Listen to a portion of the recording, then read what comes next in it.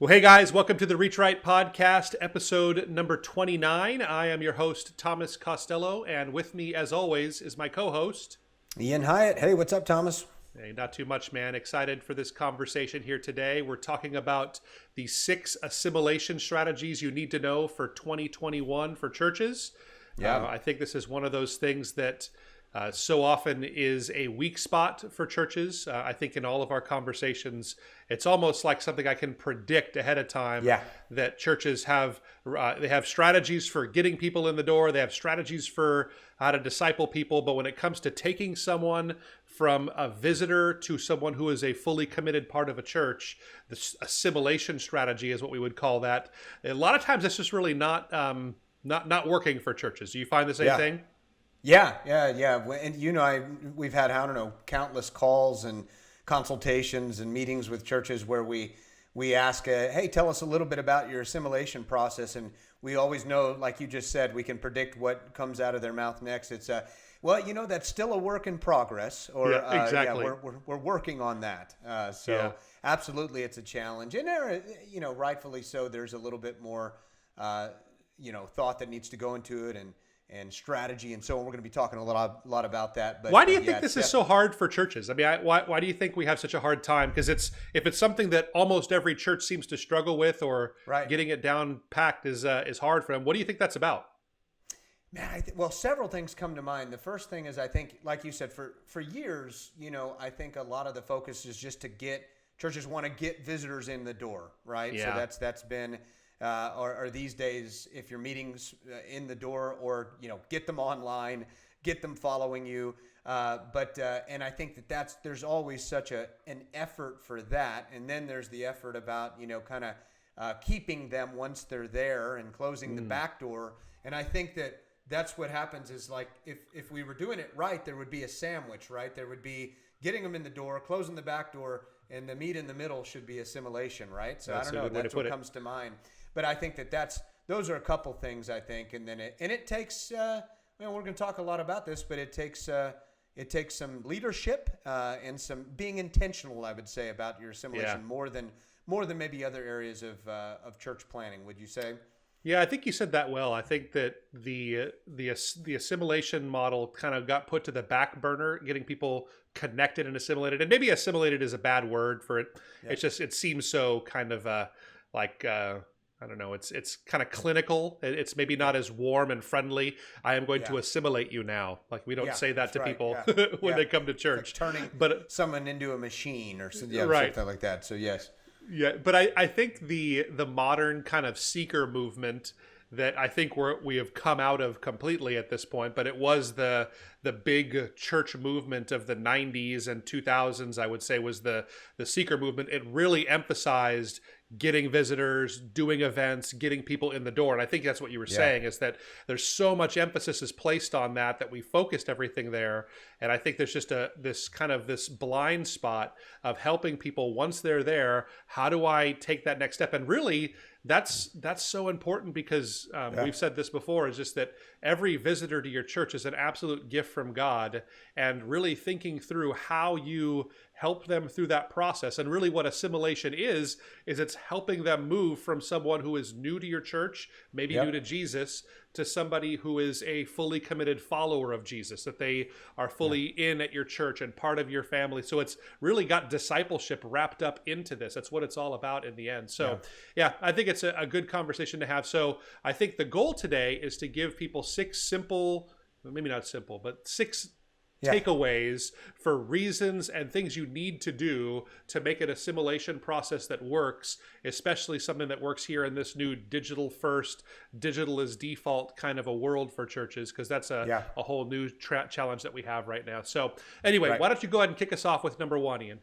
Yeah, number 1's, I think, a good one to start off with. That's quite simply to have a plan. And is it Ramsey? I might be botching it. Who said if you don't plan to win, you plan to fail? It's been around a long time.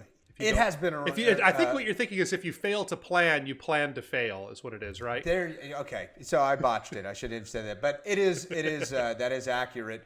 And I think that's you sit down, with your team, your leadership team, and you need to have a plan in place before you just, blast off. I mean, I think a lot of churches, they do the trial by error, approach, and they just throw volunteers in the fire and see what sticks. And that's not a good thing to do when it comes to assimilation, because with assimilation, there is a lot of strategy. It needs to be thought out. It needs to be something that is sustainable for a long period of time. I would say that. So I think that you want to sit down and have a plan in place for sure. Yeah, I think that's good. I think that I think having a plan and I think the line for me is actually writing down a plan. Because I think that so often there's churches and church leaders, we know what the idea is and what we hope is going to happen to get someone assimilated into the life of the church. And we have this idea of what it should be. But if we can't communicate that with our entire team, have a written process drawn out, I think it really leaves us open to a lot of creep in the best intentions that we have for our plan, just kind of falling by the wayside. Because here's what I've found. I've led churches enough to know that if I have plans and I don't kind of hold people accountable to what the expectations are, a lot of times those things will start to wane. And this has never been more true than when it comes to doing an assimilation plan. So part of your plan will probably be something about communicating with new visitors, right? So you'll email them or text them or message them on Facebook or something like that. I can tell you that nobody ever likes sending cold emails, making cold phone calls, doing those kinds of things. I know I don't like doing it. I'm sure you don't like making cold phone calls or having to do that kind of stuff because you don't want to put people off or anything. So if you don't write it down and say, this is the standard and we're going to do this, it is always going to start to creep and not really happen the way that you expected. So it is so important that you have some kind of a plan. And what I see a lot of churches doing is they have the first part of the plan figured out, but then kind of connecting those next dots of how do I have the part about getting a visitor card. I have the part about sending messages to them. I kind of have a part about, what our membership class looks like or whatever you call that. But then from there, how do I take them to the next step in the plan? How do I get them into a small group or into Sunday school, whatever your model is there? That's really where the challenge is. But all of it starts with actually having one. So I think you're right, Ian. Spend the time, get down and dirty with your team, write it down and say, this is the standard. We're going to stay with this. This is our plan of how we're going to take everybody through this process. That's it. Exactly. Why don't you tackle two? Will do. Number 2 is give one clear call to action. And this is going to come in this is really true of all phases, and really every ministry communication should have one clear call to action. Just like every sermon should have one very clear call to action. This is what I want you to do as a result of hearing this sermon. Every website should have one clear call to action on each page where it says, this is what you should do with this information we've just given you. The same thing goes for your assimilation process, is that each step has to have a very clear call to action. And the mistake I see a lot of churches making is leaders will say, hey, we have lots of different ways that you can get involved as a first step in your church. So if you want, you can go to a small group. Or maybe your first step is going to be get involved with serving. Or maybe for you, it's coming to our pastors and pizza lunch where we can hang out for a little while after church one Sunday and you can meet the pastors. Or maybe for you, it's coming to Growth Track, or maybe it's our membership class. Or they have all these different things. And we make the mistake that giving people lots of options is the best way to get them to take a step. Because I can tell you that the mistake we make is that a lot of times we think that people don't say yes because we don't have an option that works for them.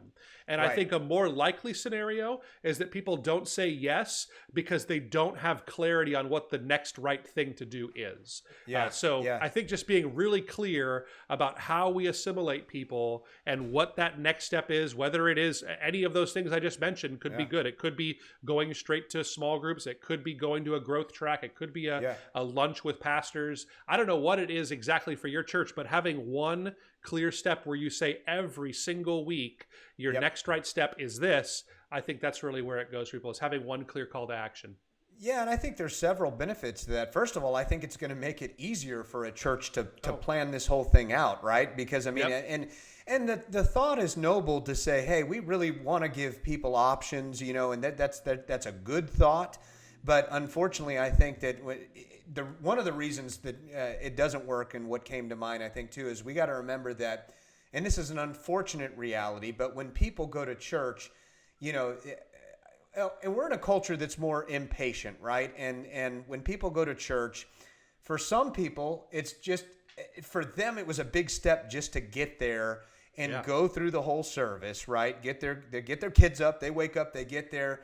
And as we've seen over the last couple of years, like how, and even before the pandemic, what was trending is that, like a committed person, it was no longer they were there once a week. They were there like maybe twice a month, and they were also in a small group and gave or something like that. So I think we have to remember we're in a culture right now where, once someone gets to church, when we ask them to do more, and this is not the case for everyone, but when we ask them to do more, it's already kind of a tall ask, and it's them going beyond often what they would do. So I think that's another good reason to make it one simple thing, and make it more compelling to someone that they'll actually do it. So Yeah, no, I think that's right. That's really good. yeah.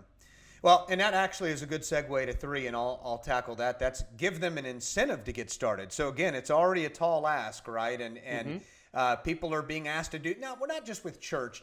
We're all being pulled by marketing, by there's companies, there's people in our lives. That there's already our time is in demand, right? And our time is valuable to each one of us. So people need incentives these days. And let's just face it, we're all pretty selfish by nature. We know God changes that within us, but we're always thinking of us first. And we're thinking, and because, again, we're being asked to do so much within a given day and week in our lives, people need an incentive to get started on that assimilation process. So we've seen a lot of things. I know at our church, we've basically put, like, whether or not it's a free gift in their hand, like a nice, like, not like a Yeti, those are very expensive, but maybe a nice carabiner water bottle with a metal water bottle, because in the Texas heat in the summer, these are popular. People want one of those. So there's those. We've seen Starbucks cards, whatever. A pastor's going to know their people, I think, pretty well, and the demographic that they serve. So, but those are a few ideas and things I've seen. But when you give them that incentive, and again, we're asking for someone's information too, right? Often to get this started. So an email address or a phone number. So that's a lot of people don't like to give that stuff out. An incentive is important. What else would you add to that? I think if you get anything out of this conversation, the main takeaway for this part especially is that the incentive, it has to be what's in it for them. And so often we get caught up in what's in it for us. Like we talk about that in the church. Like, so I see so many pastors. I get to one of the good things about the coronavirus is you get to see so many different services online nowadays. Churches you could have never visited before because they didn't have an online service. So I can see what's happening in churches. And I think one of the mistakes I see so often is they'll say, "Hey, why don't you go ahead and fill out the little I'm new form on the chat there," or in person they'll say, "Hey, fill out the connection card that's there for you." And that just gives us your information so we can kind of reach out and chat with you and just thank you for being here. Nobody wants that. Like nobody out there. I mean, I say nobody. There's probably a very small portion of the population that is going to your church for the first time and saying to themselves, I would like someone to reach out and have a conversation with me. Just that's something that, God can impact them. And maybe they're saying, I'm going to do that. But it's something that usually people are just not quite there yet. Like, so I'll use it in our context. Like if we led every single conversation with hey, put in your information if you want to buy a website from us. If that was our pitch, that it wouldn't go very well. We need to give some incentive to people. So you see this in businesses all the time. They say, hey, download this this white paper or PDF on this. If you give us your email address, we'll do that. You'll see it online all the time. And churches really need to do the same thing. And so you absolutely have to give some kind of a reason for people to get started in the assimilation process at your church. And so you mentioned carabiners, carabiner water bottles. You mentioned gas cards. I saw a church recently that what they did is they gave people a gas card in a handwritten letter. So they said, hey, we're going to send you a free gift. If you give us your information, we'll know where to send it. So people would fill out the form. They'd send them a physical gas card. And the encouragement was, hey, you can go ahead and use this for yourself. But if you're not a person that needs that, it's a gas card to find someone that does need it and give it to them. And it was just something, it reiterated how the church was generous. They gave gifts and they were really kind of a socially minded or a community minded kind of a church there. So made a really big impact. I know it stuck with me and we're here talking about it today. So that says something about the whole thing. But yeah, I can't express this enough. Just having some kind of a reason that someone's going to start into your assimilation process, that they'll give you their email address, that they'll give you their Facebook login or their phone number so you can text them. That is so important to actually give them a reason to do that beyond just so that we can reach out to you, because nobody really wants that in the end, right? Exactly. Yeah. Yeah, that's it. Well, good. And so what that goes to is number 4, which once you have that, you've given them incentive to give you their contact information. You have their contact information. That allows you then to do number 4, which is build a communication sequence. I think the way that you're going to be able to be consistent with your assimilation process is have something that is, again, written out, having a plan, but having something that where you do the same steps every single time as long as it makes sense.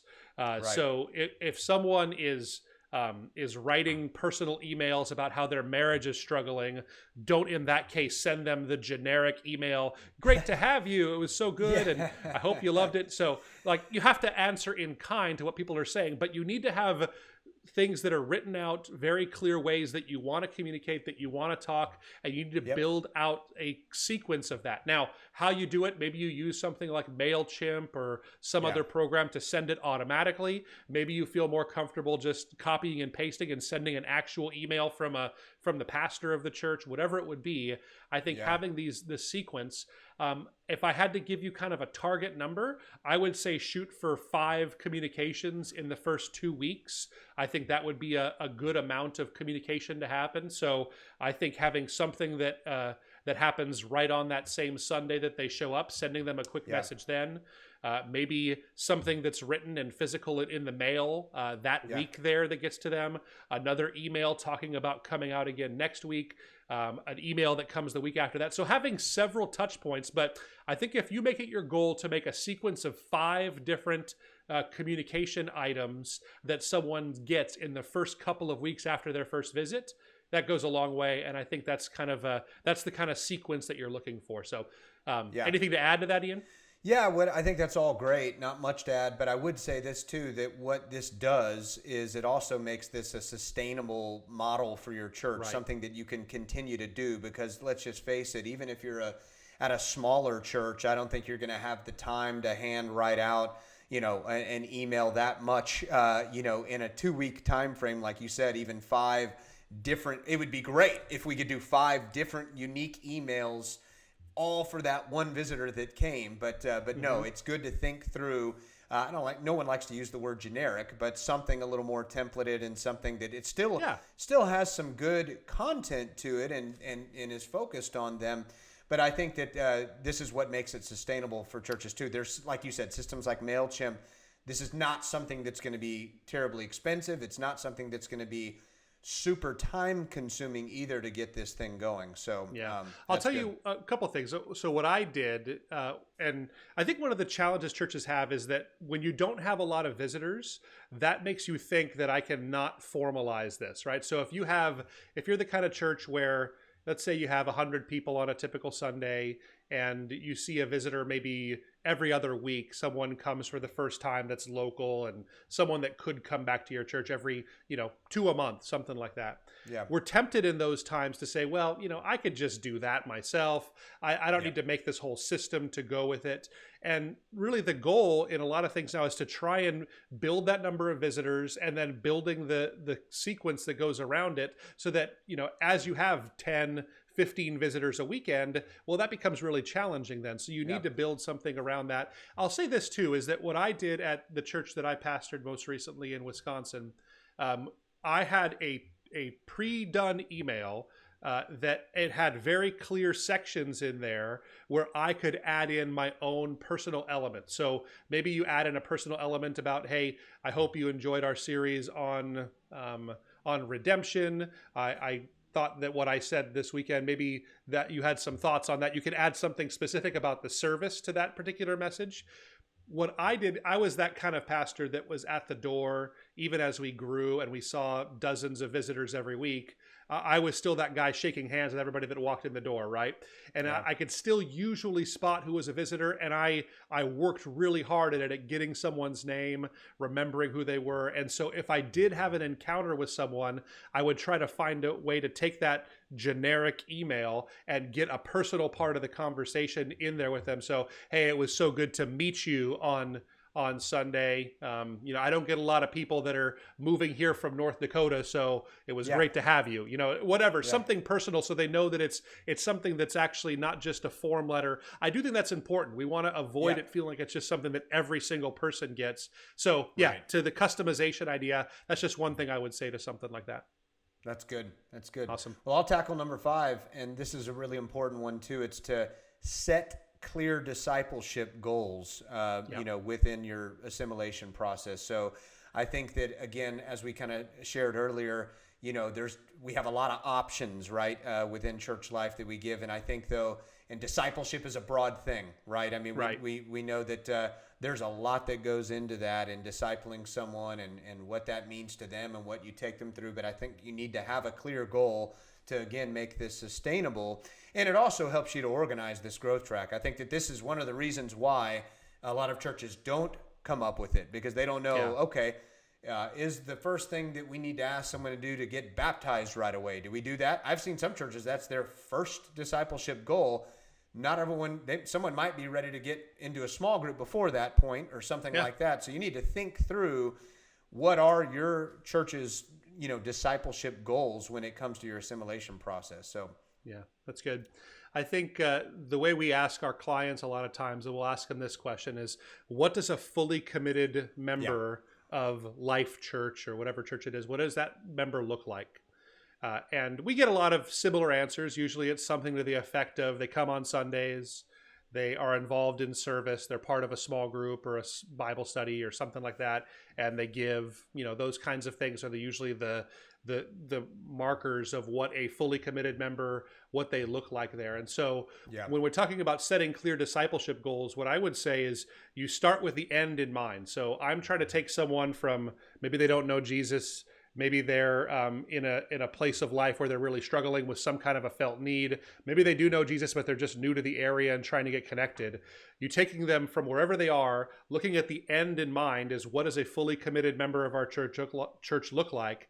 And how do my goals are to get them to that place. How do I get them into that place? Because that's really what discipleship is helping them get closer to Jesus. And a lot of times that means closer to his body, the family that is at your church there. So I think really thinking through that with the end in mind, that helps you kind of chart out the process of, what is a likely step someone would take to get involved with service? How do they get on that? What's the on-ramp to something like that? And so when you have those goals, it helps you think through the other side of it a lot more clearly. Yeah, that's really good. Yeah, nothing much to add there with that one. Cool. Well, number 6, I'll wrap it up with this one. And I think this is so important. Number 6 is, remember, it's about the process. So a lot of times when we talk about, like we said, assimilation processes, it sounds so unorganic. It sounds like it's clinical. And for our spirit-filled brethren like us, it sounds like it's like devoid of the Holy Spirit. Really, Yeah. for all of us here, it just feels like it's kind of disconnected from that. Now, I pastored spirit-filled churches. At the same time, I'm still a systems and process kind of guy, and it's messed up how I have to think about that stuff in my head sometimes. But I really think we serve a God of, not the God of disorder, but a God of order. So I do think that the Holy Spirit is alive and well in systems that we can put in place. But I think a lot of times I tend towards wanting to see people getting from A to B, and I forget a lot of times that discipleship happens in that process. Like, so if someone slows down after they go through the second section of our growth track because they're dealing with questions they've had about the Bible and does God really speak through it, and they've read somewhere that it was written by people hundreds of years later, and they wonder why that is, and it kind of bogs them down. That's okay. Like that's where we get to have those conversations. That's where we get to have go through the process, and that's where real discipleship takes place. So I think while we have structure and you have very clear, drawn out steps for this here, remember that a lot of the goals are met when people are just living through this process, as messy as it gets. You know, sometimes people will do step 3 before they do step 1. And it's just, it happens that way sometimes, but that's where growth takes place. And you have to just trust the Holy Spirit, trust the process. The process is good, but it is not our God, right? I think that's what's really important. It's that our God is completely different. It's not this process. The end goal is not to get check marks of how many people did certain actions in the process, but it's to actually lead people into a life-changing relationship with Jesus. So what do you have to add to that? Well, that's biblical too, right? As our pastors will appreciate that you could come up with your assimilation process by being led through what's not only by the Holy Spirit, but obviously through what Scripture teaches, and that is that none of us have arrived, right? And I like that you mentioned that someone might start on step 3, and we actually, you and I both connected with a church that said that, and I actually kind of liked their approach with it, that someone may go to step 3 and hopefully they went to 1, but you know, it doesn't mess up everything if they start at 3 and then go back to 1 and then go to 4, then go to 2 or whatever, if it's a 4-step process. I think that, and this also might take a while. It might take, I think that's one thing to encourage our pastors listening to this, is that, you know, this doesn't have to be in 4 weeks, they're a fully dedicated member and we're done now, so it's something that could take months, maybe even a year or so, that they're in this process. And the good news is, if you have all of this set up well, like we're saying, and a good plan and strategy, this will help you kind of track, someone's spiritual development at your church and know how to follow up with them. So like you just said, if someone quit when they got to some issues with what the Bible is teaching, and that is a great time to step in and connect with them. Or if they quit at another, maybe it was that they did everything else, but they're serving, but we just can't get them in a small group. Well, then it lets you kind of know how to help them through that process. So no, I think that's a good one to conclude on, is to know it's a process and it can take some time. I'll use this analogy. I don't know how most of our audience preaches, but I know when I preach a sermon, I have a very clear outline of where I want to go, but I'm not a manuscript guy. And I think, don't think of your discipleship process or your assimilation process as a manuscript, that this is exactly what everybody will do at every single step. But think of it as more of an outline of where we want to get to and what the main conclusion is. We want to get everybody to that same place of a deep, life-changing relationship with Jesus. But the outline is there to serve you, not for you to serve the outline, right? You're there to be able to walk somebody through that. But just remember that the process is where discipleship is happening. I think that helps me, as someone that is very structured and likes to come up with processes. It's a good reminder for me that God is still in control, and we can listen to the Holy Spirit in this whole process here. So I think that's a good way for us to conclude things today. Good stuff. Cool. All right, guys. Well, thank you so much for listening. If this has been beneficial to you, it means so much to us. If you rate, review, subscribe, do those things. Thank you so much for being part of our Reach Right family. And we'll catch you guys next week. See ya.